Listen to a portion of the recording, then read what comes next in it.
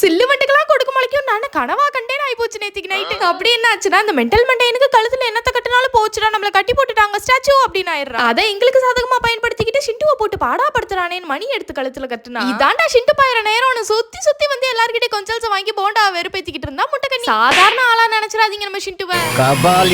அவ்வளவு நேரம் இன்னசென்ட் ஷிண்டுவா தெரியுறது. புச்சரால இயங்க முடியாத நேரமா பார்த்து கிக்கி புக்கி நம்மளை பார்த்து கிண்டல் பண்றது என்ன, வம்பளுக்குறது என்ன, கிட்டு சுத்திக்கிட்டு தெரியும். மணியை கட்டி விட்டதுல இருந்தே சோகமா தெரிஞ்சுக்கிட்டு இருந்த புச்சரை காலையில இருந்துச்சு பார்த்தா ஆளக்கா. எங்கடா போயிட்ட புச்சரு? டே புச்சரு எந்த பொந்துக்குள்ளடா ஒளிஞ்சிருக்கான்னு அவனுக்கு பிடிச்ச தேங்காயை வச்சு வேற இன்வெஸ்டிகேட் பண்ணிக்கிட்டு இருந்தோம். இதெல்லாம் பார்க்கவும் முட்டைக்கணிக்கு என்னது புச்சரை காணுமான்னு கண்ணு முடியெல்லாம் பத்திக்கு போயிருச்சு. அப்புறம் என்ன பல மணி நேரம் பொந்து தேடலுக்கு பிறகு ஒரு வழியா போண்டா கிடைச்சிட்டு. ஏன்டா புச்சர் பையா ஏன் இப்படி உட்காந்துருக்க, வெளியே வாடான்னு கூப்பிட்டா டிபார்ட்மெண்ட் மேல பூரா கோவமா இருக்கேன் நான். விடிய விடிய என்னைய கட்டி போட்டுட்டீங்களேடான்னு அழுது அடமெண்டல் பையனே மணி அவுத்து விட்டது ஷிண்டு. இனிமேல் அவனை தொந்தரப்பட மாட்டேன்னு அப்பாவே போய் படுத்துட்டு. ஆனா என்ன எனக்கு மட்டும் தான் தெரியும் இந்த போண்டா எவ்வளவு பெரிய கிரிமினல்னு.